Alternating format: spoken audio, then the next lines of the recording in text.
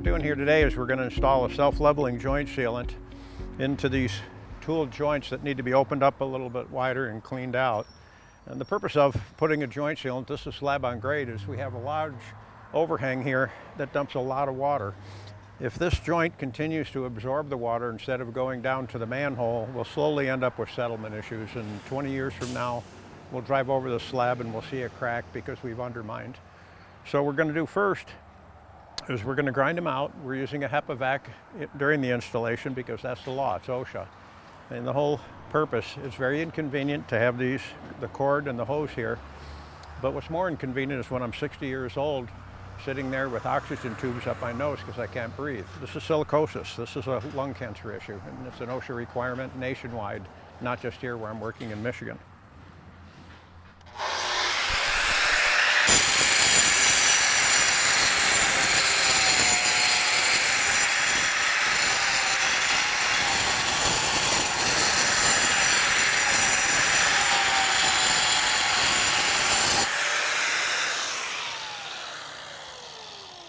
So what I'm looking for is a 3/8 inch wide joint. Maybe wider would be better, but this is what the concrete guys left me.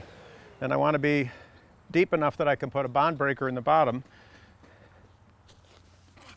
The bond breaker being foam. And the purpose of that is so I don't have three-sided adhesion. This joint has, the system that we're using has very high flexibility, but if it's bonded all the way down to the bottom of the crack and back up, it'll have I think a 450% elongation, but 450% of zero is still zero. So we'll stuff this backer out into the bottom after I prime.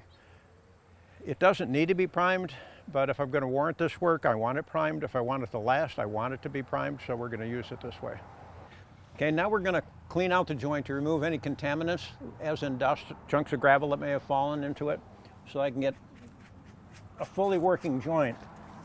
90% of all product failures always seem to be the contractor, not the product. The product is in a lab and it's tested in a lab, and then if the contractor doesn't do it right, then it fails and everybody's thinking it's a bad material, and it's not. The installation by the contractor is everything in making something succeed. So we can stuff this backer out in with our fingers, and you can see it's going up and down and up and down and up and down, or we can use a guide to ensure that we have a uniform thickness of the backer on. So the big deal here is if that's the width of my caulking, it can stretch back and forth.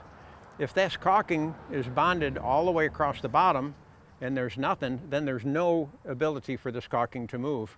And so no matter how soft and its ability to absorb, it can't, because we haven't given it the right provision to do that.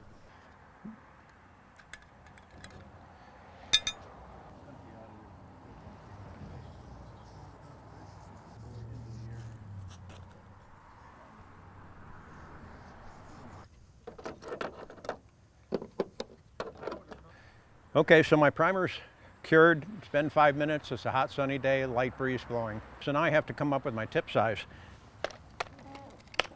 So with my tip size, that's going to be a little too small.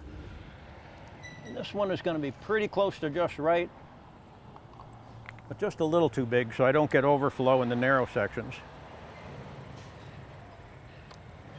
So we always cut our tip square.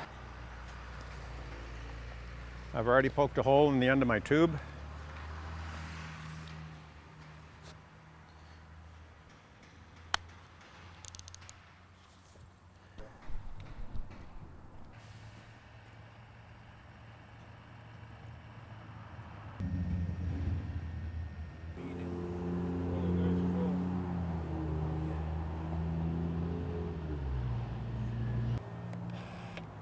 And before it skins over, now I'll look at the rest of the joint to see if there's a low spot.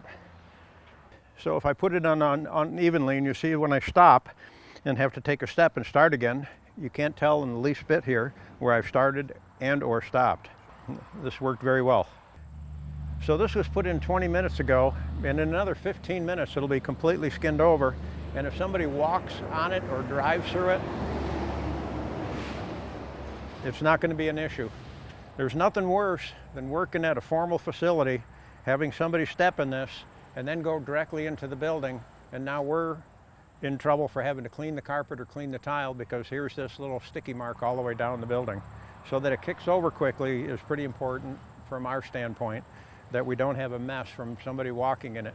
Whether we use caution tape or danger tape, if I've always parked here and walked that way, I'm going to do it again, and they do every time.